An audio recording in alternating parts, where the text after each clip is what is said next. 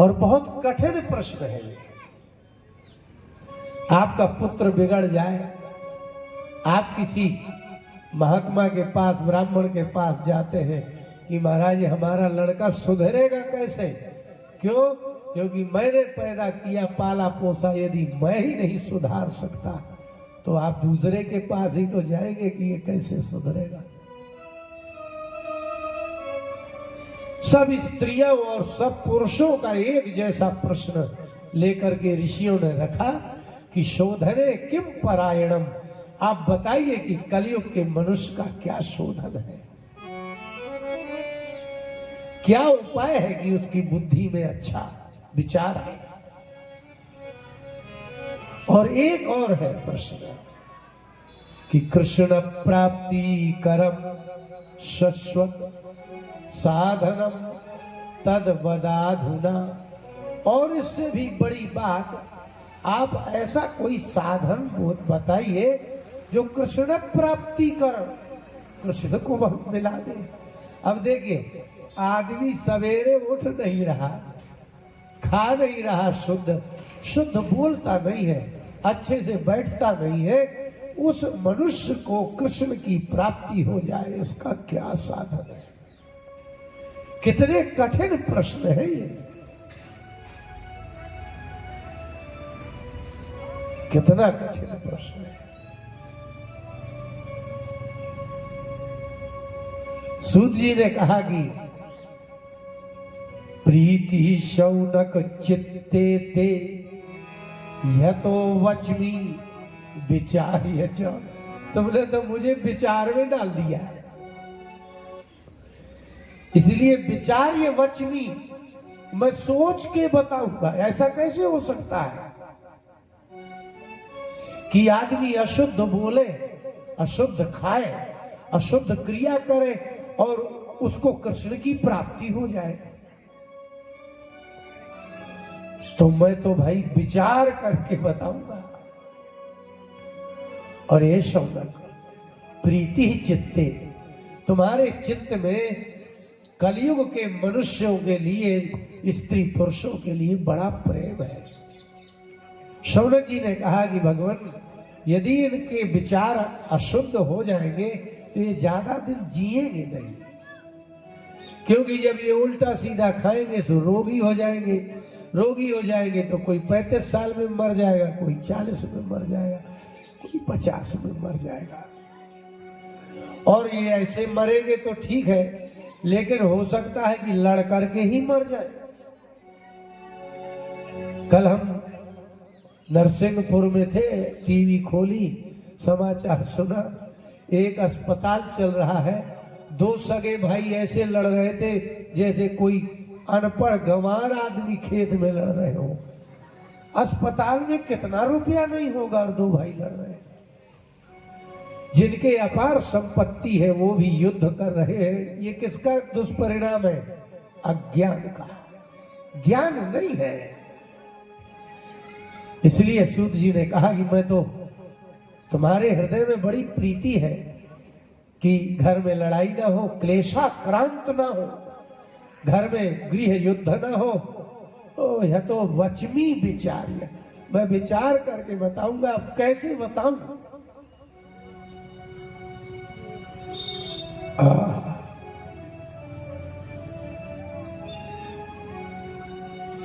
काल ब्याल मुखग्रास त्रास निर्णास हेतवे। काल, काल समझ रहे ना? काल माने मृत्यु, ब्याल माने सांप। सांप के, काल के, अजगर सांप के मुख में बैठा हुआ मनुष्य है। मुख का ग्रास है और उसको बड़ा त्रास है, भय है। अब उसके लिए तो अब एक ही उपाय है कि श्रीमद् भागवतम शास्त्रम कलौ कीरेण भासितम। कीर तोता, सुखदेव जी ने कलयुग में मनुष्य की बुद्धि शुद्धि के लिए एक ही ग्रंथ बोला है और वह है श्रीमद् भागवत। आपकी शुद्धि का कोई उपाय नहीं है। आपके पास आपके गांव में रामचरितमानस तो पढ़ते होंगे ना, अखंड पाठ होता होगा, सुंदरकांड भी करते होंगे, लेकिन आप एक भी कांड सुंदर नहीं करते होंगे। सुंदरकांड तो करते हैं लेकिन एक कांड सुंदर नहीं करते होंगे। चलो कोई बात नहीं, गोल हो गई तो लंबा कर दो।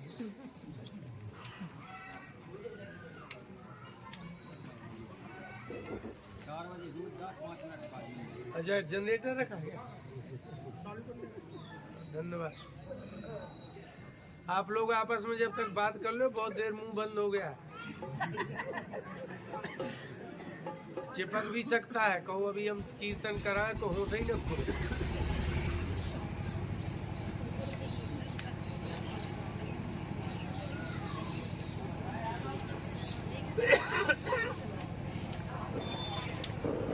देखो अंजलि ने सबसे पहले शुरू किया, ये मौका ना चूकना, क्योंकि होंठ अगर ज्यादा देर तक को चिपके रहे, जैसे मशीन होती है ना, बंद रहे तो फिर चालू नहीं होती।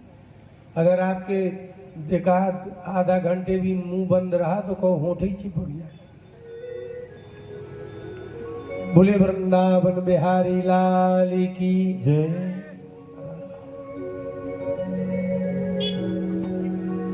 ये बड़ा कमाल है, इसलिए कलयुग में ये आपको ग्रंथ बोला, इन नाचने गाने का ग्रंथ नहीं है।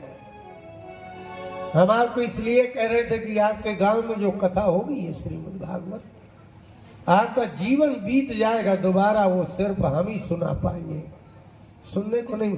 बहुत कथाएं हुई होंगी आपके, होती है ना। श्रोता विद्यार्थी है,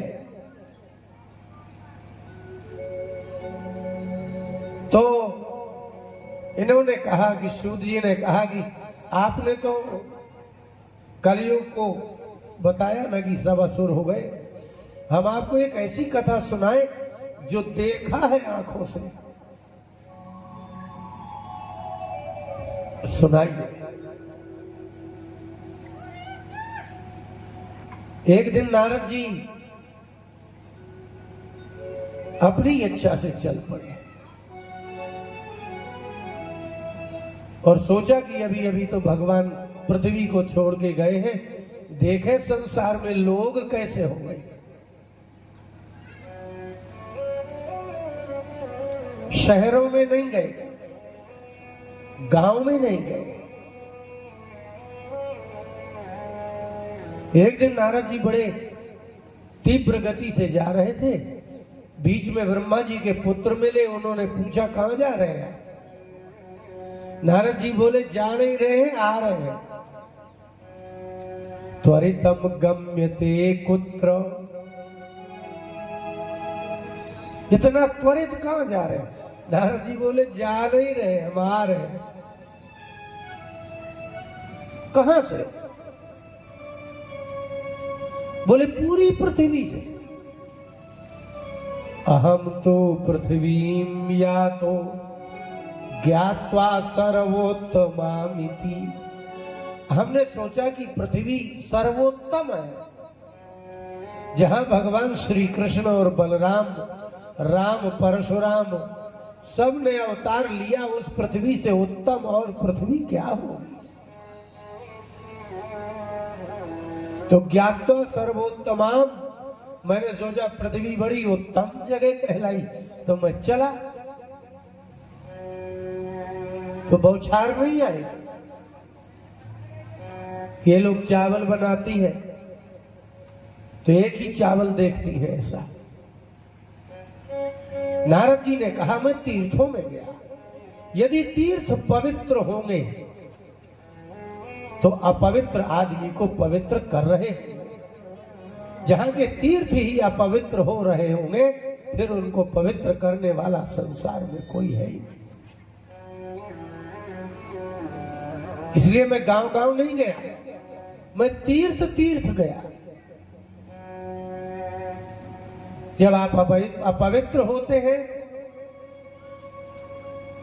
तो आप गंगा में जाते हैं, यमुना में जाते हैं, वृंदावन मथुरा में जाते हैं, पुष्कर प्रयाग गया जाते हैं। इसलिए नारद जी ने कहा कि एक गांव में क्या घूमना, मैं वहां जाऊं जहां लोगों के पाप नष्ट होते हैं। और मैं वो देखने गया कि ये कलयुग के लोगों ने क्या पवित्र वस्तुओं को अपवित्र कर दिया है, और यदि पवित्र को अपवित्र कर दिया तो समझ लो अब पवित्र करने वाला इस धरती को कोई है नहीं। यदि गंगा ही आपकी अपवित्र हो गई है तो आप कहां अस्थि विसर्जन करने जा रहे हैं, कहां नहाने जा रहे हैं आप? इसलिए मैं तीर्थों में भ्रमण करने गया। कहां कहां घूमाए? बोले पुष्करम च प्रयागम च काशी गोदावरी तथा। यहाँ एक पवित्र स्थल थे तो यहाँ कलयुग के मनुष्य ने इनको शुद्ध रखा है कि नहीं? तो मैं पुष्कर गया, फिर काशी भी गया, प्रयागराज गया, गोदावरी गया, नैमिषारण्य गया। गोदावरी नदी है। और हरिक्षेत्रम हरिद्वार गया, कुरुक्षेत्र गया, श्रीरंगम दक्षिण में गया, सेतु बंधनम रामेश्वरम गया। एवमादिषु तीर्थेषु भ्रममाण इतस्ततः। मैं सब तीर्थों में ही भ्रमण यहां वास करता रहा। क्या देखा? सनकादिकों ने कहा नारद जी क्या देखा? बोले ना पश्यम कुत्रचित् शर्म मनः संतोष कारकम। इन तीर्थों में ही भी नहीं, अब बाद की तो छोड़ दो, बौछार सब।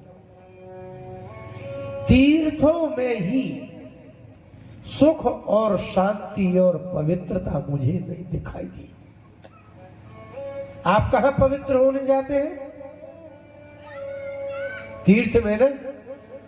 चले जाइए वृंदावन मथुरा, जो आपके वृंदावन के मथुरा के लेटरिन के नाले गिर रहे हैं यमुना जी में। प्रयागराज में लिखा, हम इसलिए श्लोक बोल रहे हैं आपको। गंगा में यमुना में बड़े बड़े नाले गिराए जा रहे हैं। अगर इनको ही अशुद्ध कर दिया है तो नारद जी कहते हैं न पश्यम कुत्रचित् शर्मो। मैंने कहीं सुख और शांति नहीं देखी। कारण क्योंकि जिनको पवित्र करना था वही अपवित्र हो गए। और कलिना धर्म मित्रेण धरेयं बाधिताधुना। ये समय धरा, ये पृथ्वी कलयुग सभी मनुष्यों के हृदय में ऐसे है कि गंगा में भी मल मूत्र बहाते हैं। इस समय पृथ्वी कलयुग का मित्र है अधर्म। कलयुग का मित्र है अधर्म। जो अधर्म करेगा उसके यहाँ भीड़ ज्यादा होगी, और जो धर्म करेगा उसके यहाँ भीड़ नहीं होगी।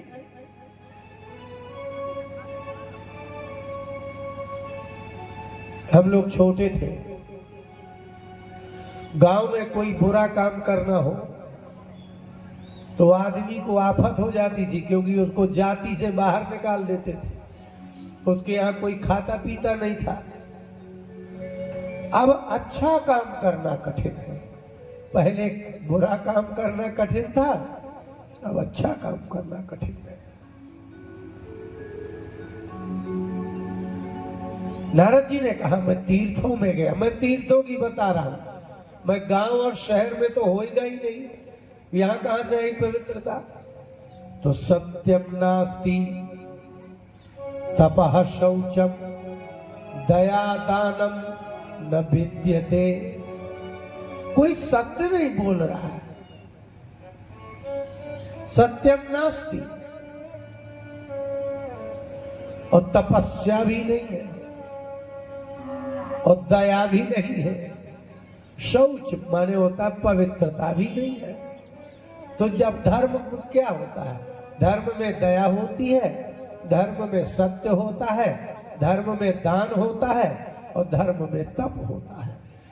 धर्म एक वृषभ बैल के रूप में है, उसके 4 पैर हैं। सत्य,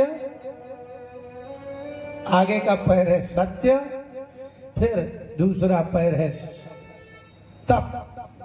आगे सत्य और तप, पीछे का पैर है एक दया एक दान। और धर्म में यही 4 होते हैं। अब धर्म नहीं है तो न सत्य है, न दया है, न दान है, न तप है। आपके यहाँ बताओ, आप किसी आपके गांव में कोई कह सकते हो कि ये बहुत बड़ा दयालु आदमी है? बताइए आपके पूरा बौछार का बच्चा बच्चा कहे कि ये पुरुष ये बड़ा दयालु है कोई ऐसा है कोई ऐसी स्त्री जिसको पूरा बौछार कहे कि ये बड़ी दयावती है? पूरा बौछार कहे कि ये आदमी सत्य बोलता है, पूरा बौछार कहे कि ये तपस्वी है, पूरा बौछार कहे कि ये दानी है? कोई है? दिख रहा है आपको? यहाँ ना मिले, अब नरसिंहपुर चले जाओ, वहां ढूंढो कोई सत्य बोलने वाला, दया करने वाला, दान करने वाला तपस्वी कोई है? क्यों नहीं है? क्योंकि जब तीर्थ में ही नहीं है तो गांव और शहर में कहां से आए? जब तीर्थ में नहीं है, होना कहां चाहिए था? कहीं ना हो तो कम से कम तीर्थ में तो होना चाहिए ना। वहां तो बाबा ही बाबा है, ऐसा लगता है पूरा तीर्थ बाबा है। सब लाल पीले कपड़ा पहने हैं, अब पता ही नहीं चल रहा कि शादीशुदा है कि ये बाबा ही है सही में। सत्य नहीं कोई बोल रहा। वहां दुकानें हो गई, दुकानदार क्यों सत्य बोलेगा? जब दुकानदार है तो दया भी नहीं करेगा। आप चले जाइए हमारे वृंदावन स्टेशन से ही रिक्शा वाले कहेंगे कहाँ जाना है? बोले वृंदावन, लाओ 500 रुपया। 15 किलोमीटर 500 रुपया। आपने कहा इतना? बोले तो 400 दे देना, नहीं तो 300 दे देना। मानी अगर कम होते जा रहे हो तो इसका मतलब है कि ये इसका भाव सही नहीं है। यदि 500 लगते हैं तो आपको 500 से कम नहीं होना चाहिए, लेकिन 500 से 400 में आ गए, 400 से 300 में आ गए, 300 से 200 में आ गए। इसका मतलब है कि आप सत्य नहीं बोल रहे हैं। सत्य कहते ही उसे है जो एक बार कहा आपको जाना है जाओ, न जाना हो न जाओ। सारे रिक्शे वाले एक ही भाव बोले तो समझ लो सत्य है। सारे दुकानदार एक ही भाव बोले तो समझो सत्य है। सारे साधु एक जैसी बात करें तो समझो सत्य है। सारे ब्राह्मण एक जैसी बात करें तो समझो सत्य है। और यदि भिन्न भिन्न करें तो सब असत्य है। इसलिए नारद जी ने कहा मैंने तीर्थ में देख लिया, सत्य नहीं है, दान नहीं है, दया नहीं है। किसी भी आश्रम में चले जाओ, निकलो निकलो यहाँ से, यहाँ खाना नहीं है। हम गंगा यात्रा में थे, पैदल गंगा यात्रा की।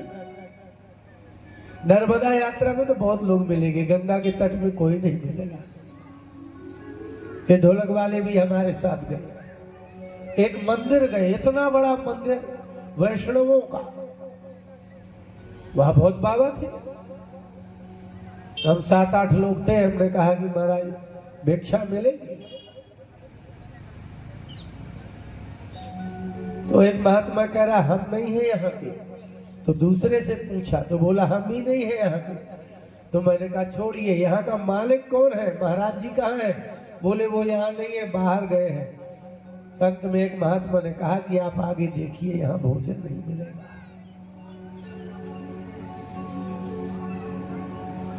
तो मंदिर में भोजन न मिले, आश्रम में भोजन ना मिले, अब गृहस्थों के यहाँ आपको भोजन मिल जाए तो बड़ी बात है। इसलिए नारद जी ने कहा कि उदरम भरिणो जीवा बराका कूट भाषिण। तो तीर्थ में नारद जी कैसे लोग हैं? बोले कूट भाषी, कपटी है सब, कुछ बोल रहे हैं कुछ करेंगे। और उदरम भरिणा, खाली पेट भर रहे हैं। तीर्थ में सत्य दान दया तप नहीं। अब जब तीर्थ में नहीं है तो बाकी की तो बात ही छोड़।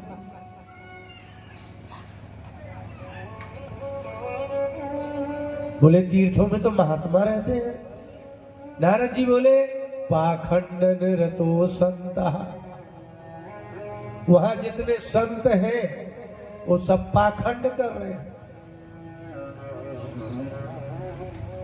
अविरक्ता सपरिग्रहा, और जो गृहस्थ है वो लंगोटी लगाए घूम रहे, विरक्त जैसे घूम रहे। तो जो गृहस्थ है वो लंगोटी लगाए घूम रहे, और जिनको लंगोटी लगानी थी वो मकान बनाए घूम रहे, एसी वाले हैं, गाड़ी वाले हैं। ये तीर्थ के महात्माओं की स्थिति है। और आश्रमाः यवनैरुद्धाः तीर्थानि सरितस्तथा, और सरिता नदियों को और तीर्थों को और आश्रमों को यवन माने नीच लोगों ने अधिकार कर लिया है। तीर्थों के मंदिर, तीर्थों की नदियां, ये सब किसके अधीन है? सरकार के। और सरकार ही इन गंगा आदि नदियों में वो सब गंदे नाले डाल रही है, वही मंदिरों में व्यवस्था कर रही है। ये नेता लोग क्या जाने मंदिर की पवित्रता कैसे होती है। जिनके विचार पवित्र नहीं, जिनकी क्रिया पवित्र नहीं, जिनका आचरण पवित्र नहीं, यदि वह सरकार मंदिरों की व्यवस्था करती है, नदियों की पवित्रता नहीं रखती, रख ही नहीं सकती। इसलिए पद्म पुराण में सीधा लिखा है कि अवृद्धानि तीर्थाः सरितस्तथा, नदियां और आश्रम ये सब किनके अधीन हो गए? जो यवन है। यवन माने अपवित्र है, जो झूठ बोल रहे हैं, अपवित्र है, जिनकी स्वयं क्रिया शुद्ध नहीं है, जो धर्म नहीं जानते, धर्म नहीं पालते, उन्होंने मंदिरों को और आश्रमों को और पवित्र नदियों को भ्रष्ट कर दिया है। ये पुराण में लिखा है और है, जो आप देख रहे हो। और ये बात हम आपको कब की सुना रहे हैं? जब भगवान श्री कृष्ण को गए मात्र 30 साल हुए थे। अब तो और बढ़ गया।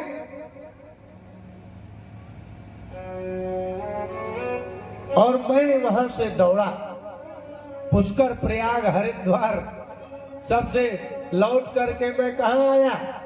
वृंदावनम। यामुनम तटमापन्नः यत्र लीला हरेरभूत। जहां भगवान कृष्ण की लीला हुई थी, मैं उस जगह वृंदावन में आया। मैंने सोचा यहां कुछ अच्छा होगा, लेकिन वहां और ज्यादा गड़बड़ था।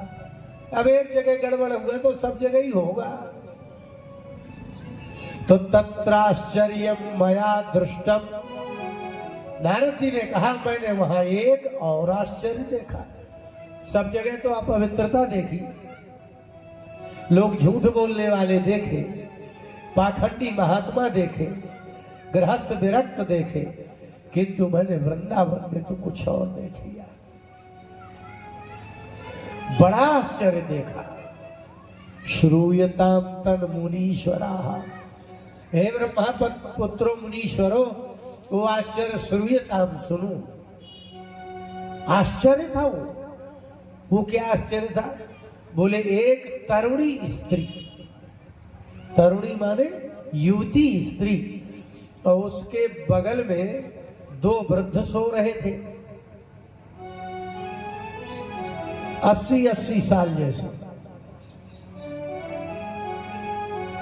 उस कन्या ने, उस तरुणी युवती ने मुझे बुलाया, कहा कि आओ हमारी भी बात सुन लो।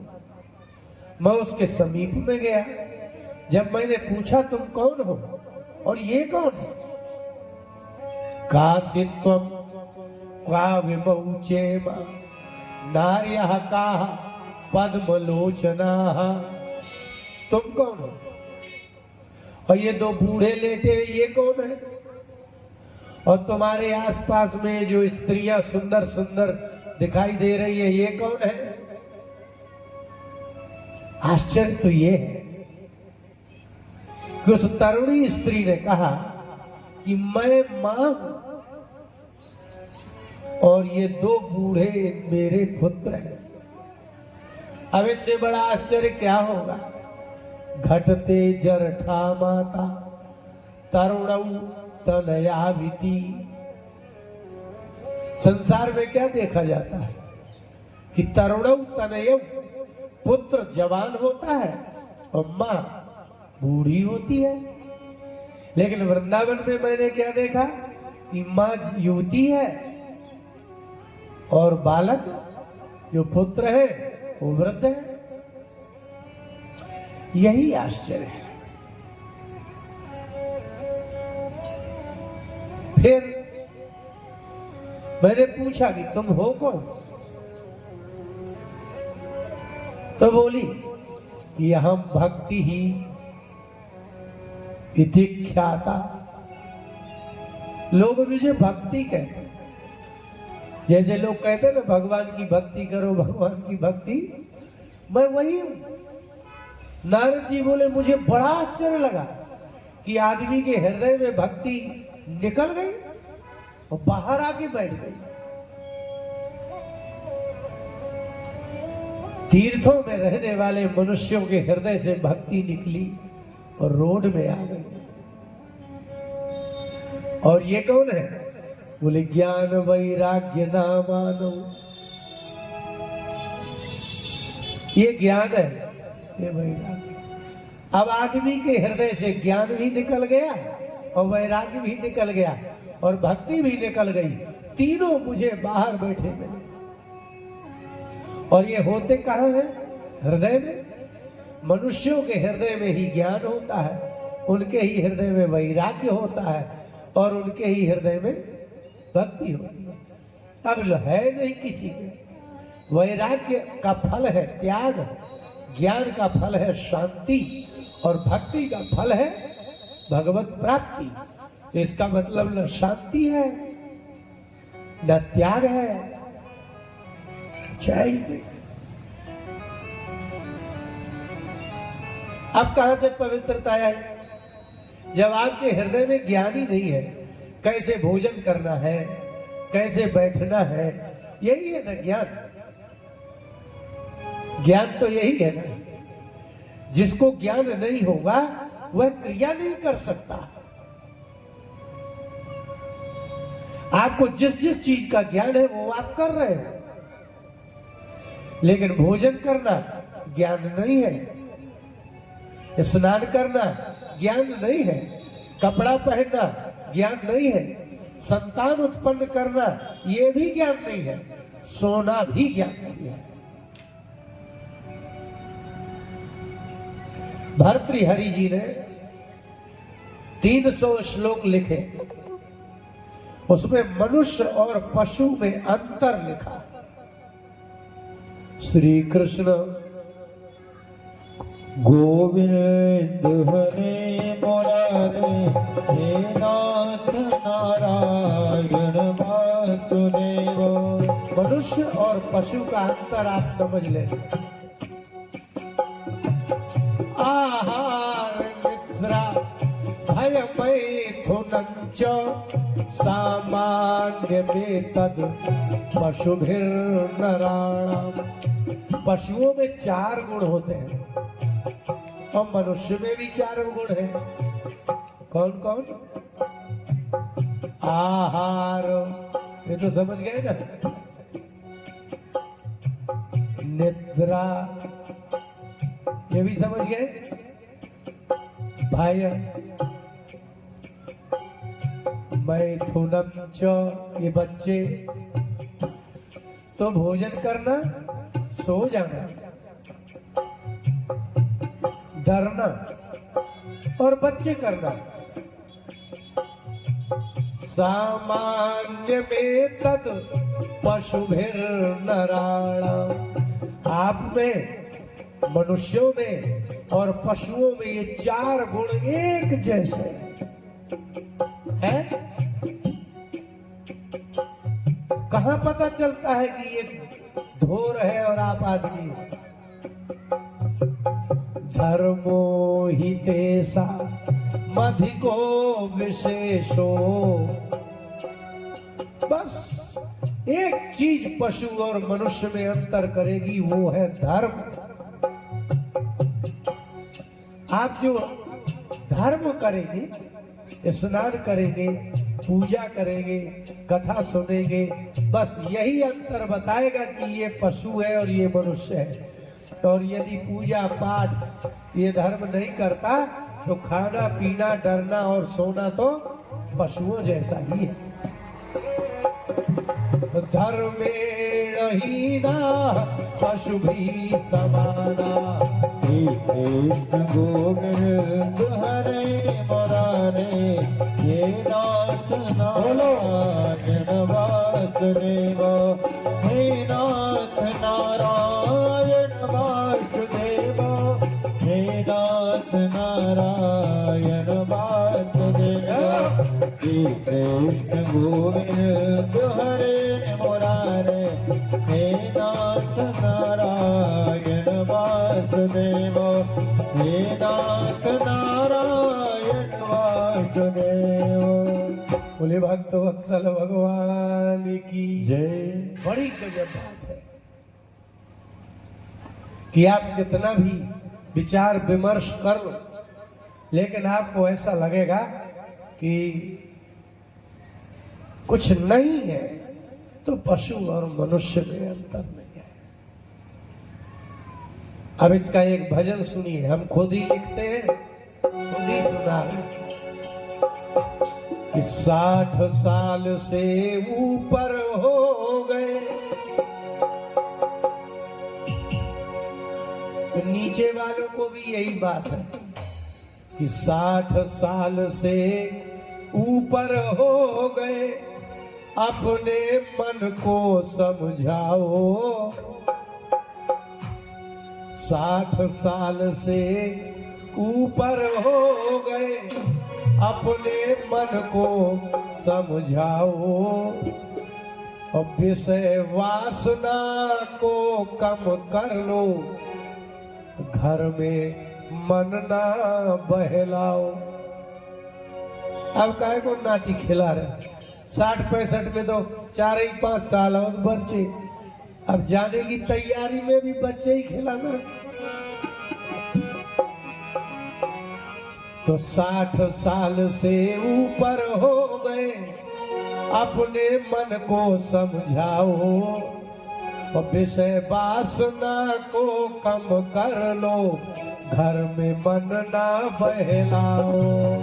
विषय वासना को कम कर लो, घर में मन ना बहलाओ। विषय वासना को कम कर लो, घर में मन ना बहलाओ। हाँ, विषय वासना को कम कर लो, घर में मन ना बहलाओ। एक बार और सुन लो, 60 साल से ऊपर हो गए, 60 साल से ऊपर हो गए, अपने मन को समझाओ। विषय वासना को कम कर लो, घर में मन ना बहलाओ। विषय वासना को कम कर लो, घर में मन ना बहलाओ। क्या करें? 60 साल के ऊपर आदमी को क्या करना है? संत शास्त्र का संग करो। किताबें पढ़ो थोड़ी। संत शास्त्र का संग करो, जितना बनता है भजन करो। जितना बनता है भजन करो, जितना बनता है भजन करो। अब राजनीति की चर्चा करने लायक उम्र नहीं रही। आपके गांव में अभी एक रैकवार 35-36 साल की उम्र में चला गया। आप बच गए हो। अब कलयुग में मरने की उम्र निश्चित नहीं है। बसंत का भतीजा चला गया, बसंत का भाई चला गया। अब कोई मरने की उम्र निश्चित नहीं है ना। तो आप मत पक्का करना कि मैं 80 साल तक जाऊंगा। जब 35-36 साल में अटैक आ जाते हैं तो क्या करें? संत शास्त्र का संग करो, जितना बनता है भजन करो। जितना बनता है भजन करो, जितना बनता है भजन करो। और कम बोलो या मौन रहो, कम बोलो या मौन रहो। यदि धन है तो फिर दान करो। यदि धन है तो फिर दान करो, यदि धन है तो फिर दान करो। कम बोलो और मौन रहो। वैसे बोलने में बेइज्जती तो होती ही है, क्योंकि किसी को मानना तो है नहीं। इससे अच्छा भैया कम बोलो और नहीं तो मौन रहो। कम बोलो या मौन रहो, फिर धन हो तो फिर दान करो। यदि धन है तो फिर दान करो, यदि धन है तो फिर दान करो। तो कुछ तो अच्छा कहे लोग, कुछ तो अच्छा कहे लोग, कुछ तो अच्छा कर जाओ। गुमास्ता जी की अभी तक चर्चा चल रही है ना। तो रामलीला कैसे करते थे, अपने धन खर्च करके। कुछ तो अच्छा कहे लोग। अब अभी तक तो किसी ने अच्छा नहीं कहा आपको। कुछ तो अच्छा कहे लोग, अब कुछ तो अच्छा कर जाओ।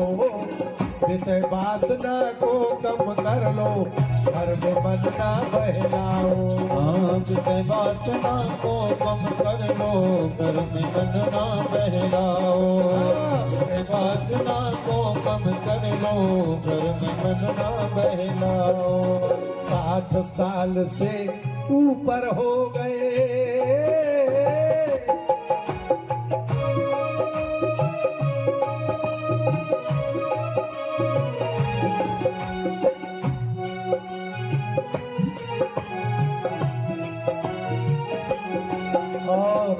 अपने घर में बैठ के 60 साल से ऊपर माताएं और ये पिताजी विचार करें।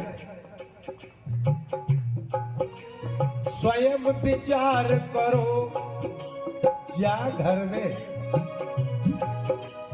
स्वयं विचार करो। तुम घर में स्वार्थ में क्या क्या कर डाला। स्वार्थ में क्या क्या कर डाला, स्वार्थ में क्या क्या कर डाला। स्वयं विचार करो कि मैंने स्वार्थ में क्या क्या कर डाला। स्वार्थ में क्या क्या कर डाला, स्वार्थ में क्या क्या कर डाला। करना क्या था मानुष होकर, करना क्या था मानुष होकर। जाने क्या क्या कर डाला, जान क्या क्या कर डाला, जान क्या क्या कर डाला। अपनों को दुख देकर भैया आपने कुछ नहीं किया, अपने घर वालों को दुखिया ही किया। इन्होंने पति को दुख किया, पड़ोसी को किया, सास ससुर को किया, सबका बंटवारा बंटवारा बंटवारा। इनने भाई का भी खा लिया, जिसका लिया उसका भी कम दिया। सोचो, स्वयं विचार करो कि मैंने जाने क्या क्या कर डाला। हाँ, जान क्या क्या कर डाला, हाँ, जान क्या क्या कर डाला। क्या करना था मानुष होकर, जाने क्या क्या कर डाला। हाँ, जान क्या क्या कर डाला, हाँ, जान क्या क्या कर डाला। अब अपनों को दुख दे करके फिर, अपनों को दुख दे करके अब उल्टा ना तुम समझाओ। बुढ़ापे तक कुछ किया ही नहीं, अपनी बीवी को ही दुख दिया है। पड़ोसन से तो धक धक छाती होती है, अपने पति को ही दुख परेशान किया ना, और किसी से तो मुंह नहीं चला ना। अपनों को दुख देकर इनको अब उल्टा ना समझाओ। विषय वासना को कम कर लो, घर में मन ना बहलाओ। हाँ, विषय वासना को कम कर लो, घर में मन ना बहलाओ। साल से ऊपर हो गए,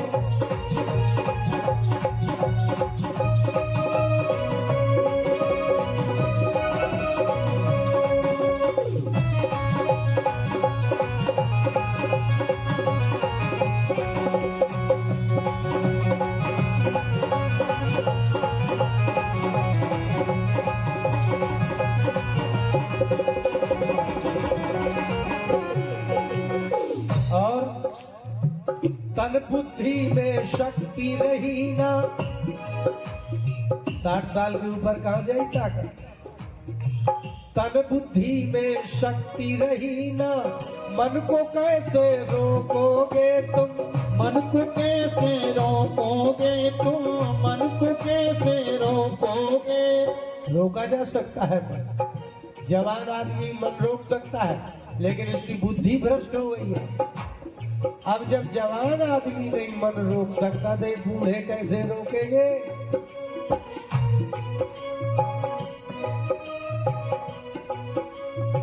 तन में बुद्धि में शक्ति रही ना, मन को कैसे रोकोगे। हाँ, मन को कैसे रोकोगे, हाँ, मन को कैसे रोकोगे। यदि मन के अनुसार चले तो, यदि मन के अनुसार चले तो मरते दम तक भोगोगे। हाँ, मरते दम तक भोगोगे, हाँ, मरते दम तक भोगोगे। अभी करो घर कुछ तो कर लो, अभी करो तो, अभी करो तो कुछ तो कर लो, फिर तो करना तुम पाओ। 60 साल से ऊपर हो गए, घर में मन ना बहलाओ। 60 साल से ऊपर हो गए, घर में मन ना बहलाओ। 60 साल से ऊपर हो गए, घर में मन ना बहलाओ। अब जात पात परिवार बढ़ाई, मैं पैसे वाला, मैं राजनेता, मैं विधायक, मेरा भाई सांसद, ये सब क्या काम किए। 60 से ऊपर के आदमी को कोई देख रहा है क्या है? राजनीति के नेताओं को भी जवान आदमी चाहिए, 60 से ऊपर का आदमी क्या काम का है। ये लोग तो किसान लोग हैं, ये जो पुराने लोग बैठे हैं 60 साल से ऊपर, इनने देखा होगा, इन लोगों ने बैलों की खेती की होगी, हल जोता होगा। तो जब आपके बैल बूढ़े हो जाते थे तो क्या करते थे, नाथ भी निकाल ली, छोड़ दिया, दाएं में फंसा दिया, वजन के लायक नहीं। जात पात परिवार बड़ाई, अब ब्रजपाल न काम के है हाँ। अब ब्रजपाल न काम के हैं हाँ, अब ब्रजपाल न काम के हैं। काम न आए कोई तेरे, काम न आए कोई तेरे, ये तो बस ये नाम के है हाँ, ये तो बस ये नाम के हैं हाँ, ये तो बस ये नाम के हैं। क्या करना चाहिए? राम नाम जिह्वा से बोलो, ना बोलो ना बोलो आओ। आप एक बात बोलोगे ना, सामने से चार आए, आप मंदिर के भीतर चले जाओ, उसमें बोलोगे तो लौट के आवाज आती है कि नहीं? वहां बोलो नर्मदे यार, तो वहां से भी आएगी आवाज। ऐसे ही आपने घर में जो बोलोगे वही लौट के आएगा। अब घर हो गया मंदिर, इतना बोलोगे इतनी आवाज आएगी। राम नाम जिह्वा से बोलो, ना बोलो ना बोलो आओ। विषय वासना को कम कर लो, घर में मन ना बहलाओ। विषय वासना को कम कर लो, घर में मन ना बहलाओ। विषय वासना को कम कर लो, घर में मन ना बहलाओ। विषय वासना को कम कर लो, घर में मन ना बहलाओ। विषय वासना को कम कर लो, घर में मन ना बहलाओ। बोले वृंदावन बिहारी लाल की जय। हाँ, थोड़ी मुंह भी खोलना, चिपक गए तो फिर फेविकॉल का जोड़ है। जो बोलेगा जय, समझो दुनिया में है। नारद जी ने कहा कि मैं वृंदावन में देखा कि अब ज्ञान भी नहीं है, वैराग्य भी नहीं है, अब भक्ति भी नहीं है। मैं भक्ति के पास गया, भक्ति ने कहा कि अब आप जागृत करो, लोगों के हृदय में कुछ करो आप। तो नारद जी ने बड़ा प्रयास किया, लेकिन एक बार की बात में तो किसी को ज्ञान नहीं होगा। हमने कई साल भागवत पढ़ी है, तब हमें भागवत के श्लोक का अर्थ आता है। कोई स्कूल जाए, एक ही दिन जाए, लौट के आ जाए तो पढ़ लेके बीए के बराबर हो जाएगा क्या? तो थोड़े में ना तो ज्ञान होना है, ना ही थोड़े में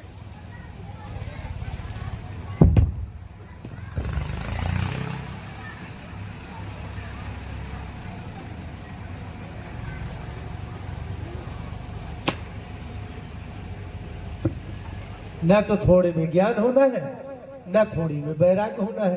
अब आप हमारी 6-7 दिन की कथा में कौन से बड़े भारी ज्ञानी हो जाने वाले और कौन से बैरागी हो जाएंगे? थोड़े में कुछ होना ही नहीं है। आपको थोड़ा पैसा नहीं चाहिए, थोड़ा पैसा नहीं चाहिए, तो थोड़े ज्ञान से भी जीवन नहीं चलेगा। जब थोड़े पैसे से आपकी जिंदगी नहीं चलती, तो थोड़े ज्ञान से कैसे चलेगा? 1-2 क्लास पढ़ने से थोड़ी चल जाएगा।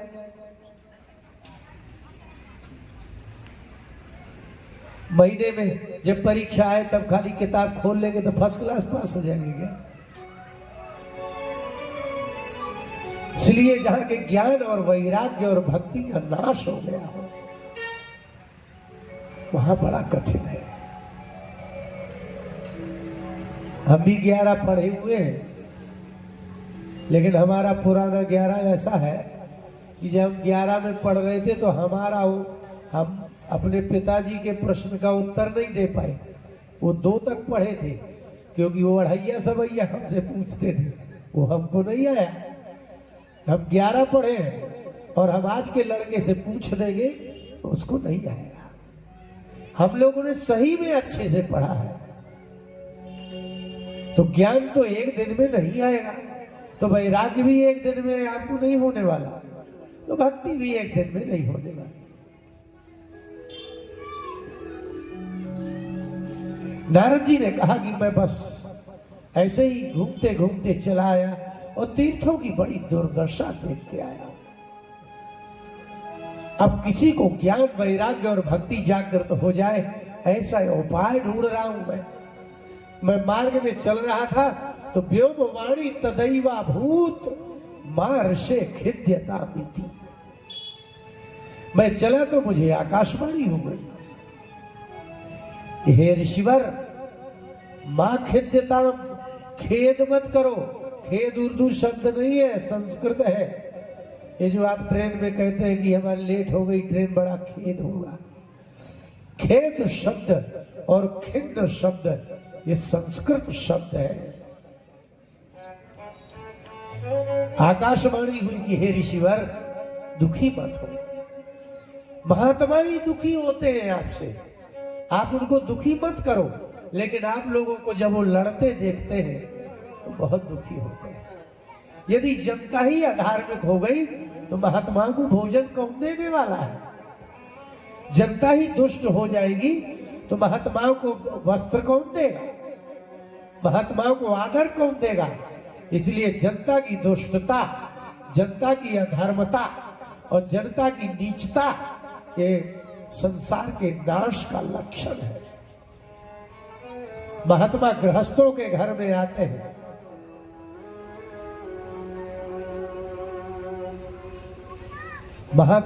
गृहस्थ बहुत बड़ा आधार है। कुत्ते का, बिल्ली का, गाय का, बैल का, भैंस का। यदि कोई महात्मा होगा तो कहां खाएगा? वो आपके पास आएगा। ब्रह्मचारी होगा तो आएगा, सन्यासी होगा तो आएगा। आप 100 रुपया कमाते हो तो 10 रुपया आप खाते हो, 90 रुपया तो दूसरे जीवों का है। आपके घर कुत्ता आएगा, गाय आएगी, बिल्ली आएगी, ये रिश्तेदार आएंगे, अतिथि आएंगे, महात्मा भी आएंगे। इसलिए प्रत्येक गृहस्थ इस संसार के संचालन का आधार है। और यदि वो ही ज्ञानी नहीं है तो वो क्यों देगा किसी को रोटी?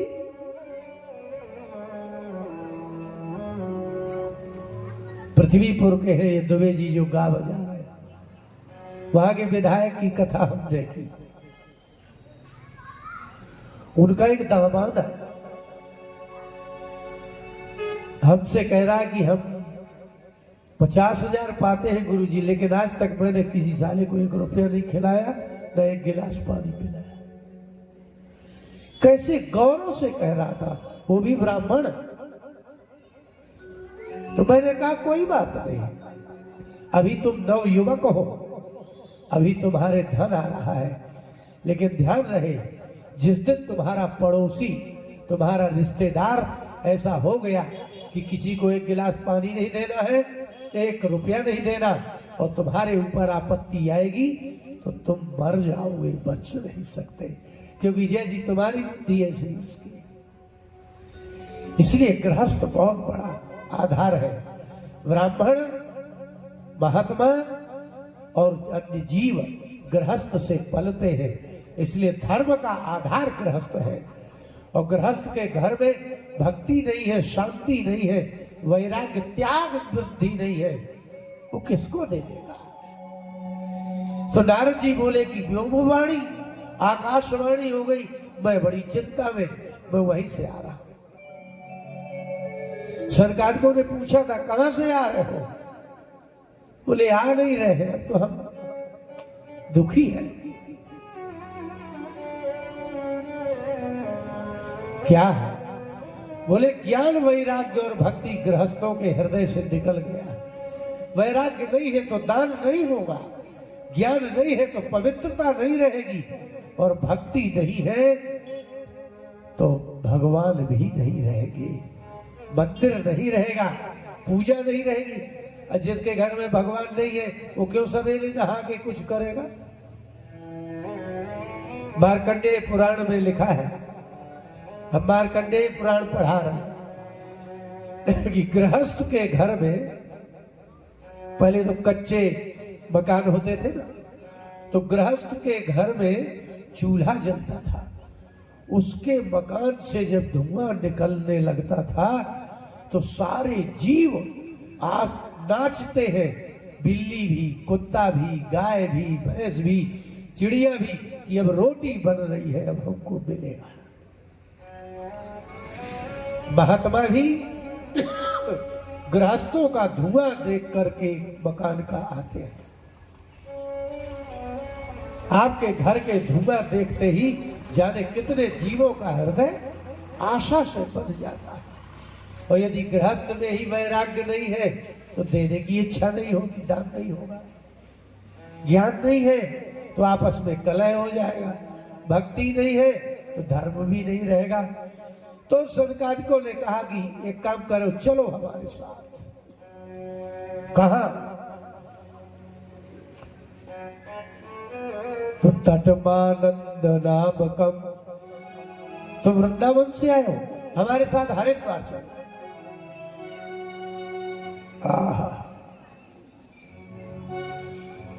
वहां क्या होगा? बोले वही सब कुछ होगा। तुम्हारी भक्ति, तुम्हारा ज्ञान, तुम्हारा वैराग्य हरिद्वार में आ जाएगी।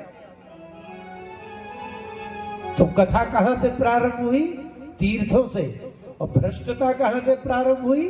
तीर्थों से।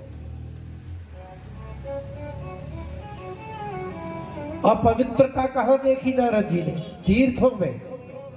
अब जब तीर्थ ही पवित्र नहीं है तो आपके पवित्र होने का कोई उपाय नहीं है, इसलिए वो तीर्थों में ही ले गए।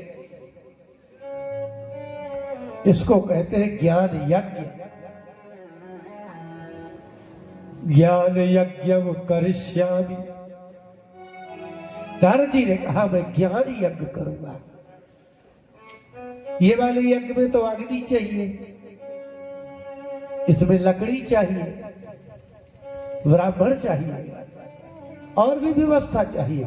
ज्ञान यज्ञ में दो ही व्यक्ति चाहिए, एक गुरु और एक शिष्य, एक कहने वाला और एक सुनने वाला।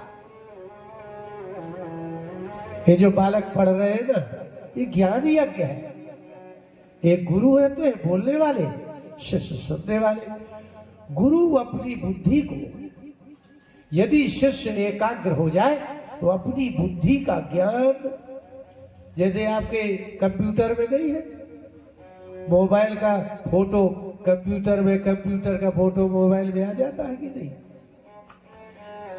ऐसे ही गुरु में श्रद्धा हो जाए तो गुरु अपनी बुद्धि का ज्ञान शिष्य की बुद्धि में डाल देता है। ज्ञान यज्ञ में कुछ और चाहिए ही नहीं, शिष्य में श्रद्धा हो और सुनना चाहिए, बस। वो ध्यान से सुने और श्रद्धा। इसलिए भगवान ने कहा कि अर्जुन तुम्हें पता है, गीता पढ़ा करिए।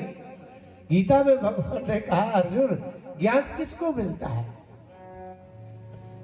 श्रद्धावान लभते ज्ञानम तत्परः संयतेन्द्रियः। ज्ञान कोई भी हो अर्जुन, नाचने का, गाने का, मकान बनाने का, जो व्यक्ति श्रद्धावान होगा उसी को ज्ञान मिलेगा। श्रद्धावान लभते ज्ञान। जिसको गुरु में श्रद्धा होगी कि ये सही बता रहे हैं, उसको ज्ञान मिलेगा। ज्ञान कोई भी हो, और तत्पर हो और संयतेन्द्रिय, उसकी इंद्रियां यहां वहां न जाए तो उसको ज्ञान मिलेगा। और ज्ञानम लब्ध्वा पराम शांति अचिरेणाधिगच्छति। और जब ज्ञान मिल जाएगा तो शांति मिल जाएगी। आप पढ़ते हो, आपका पुत्र पढ़ता है, अगर वो तत्पर होगा पढ़ने में तो ज्ञान मिल जाएगा, और ज्ञान मिलेगा तो शांति मिल जाएगी। शांति मिल गई तो बात खत्म, सर्विस लग गई, ले आजीविका फिट हो गई। इसलिए कहा कि ज्ञान यज्ञ के लिए एक श्रोता चाहिए और एक ज्ञानी वक्ता चाहिए। बस वो हरिद्वार ले गए और हरिद्वार में कथा सुनाई। और जब कथा हो रही थी तो वृंदावन का ज्ञान, वैराग्य और भक्ति ज्ञान वैराग्य ने जो वृद्ध थे, वृद्ध का मतलब क्या पता ही नहीं है, वो और भक्ति महात्माओं की सभा में आ गए तीनों। श्री कृष्ण गोविंद हरे मुरारे हे नाथ नारायण वासुदेव। भागवत की कथा सनकादिकों ने जैसे ही सुनाई, भक्ति सुतौ तौ तरुणौ गृहीत्वा प्रेमैक रूपा सहसा विरासी। प्रेमैक रूपा इसलिए कहते हैं जो भक्त होते हैं वो सबसे प्रेम करते हैं, जो भक्त नहीं होते भगवान के वो प्रेम नहीं कर सकते। भक्ति ने अपने दोनों ज्ञान वैराग्य जो तरुण थे, तरुण का मतलब ज्ञान हो गया, वैराग्य त्यागने की भावना जागृत तो हो गई और आकर के महात्माओं के बीच में खड़ी हो गई। प्रेमैक रूपा सहसा विरासी, आविर्भाव हो गया प्रेम का। इसलिए आपने देखा हो भगवान के भक्त सबसे प्रेम करते हैं, कुत्ते बिल्ली हाथी घोड़े मनुष्य दुष्ट सज्जन सबसे। और क्या बोल रही थी जो हम आपको बोलते हैं, श्री कृष्ण गोविंद हरे मुरारे, ये नाथे तिनामानि मुर्पदन्ति। श्री कृष्ण गोविंद हरे मुरारे हे नाथ नारायण वासुदेव। आत्माओं के बीच में भक्ति आई और बोली श्री कृष्ण गोविंद हरे मुरारे हे नारायण वासुदेव। ये मंत्र भक्ति के मुख से निकला है। इसलिए आपसे कोई पूछे कि ये कहाँ का मंत्र है, किसने कौन है इसका दाता, तो भक्ति ही इसकी दात्री है। श्री कृष्ण गोविंद हरे मुरारे हे नाथ नारायण वासुदेव। हे नाथ नारायण वासुदेव। हे नाथ नारायण वासुदेव। श्री कृष्ण गोविंद हरे मुरारे हे नाथ नारायण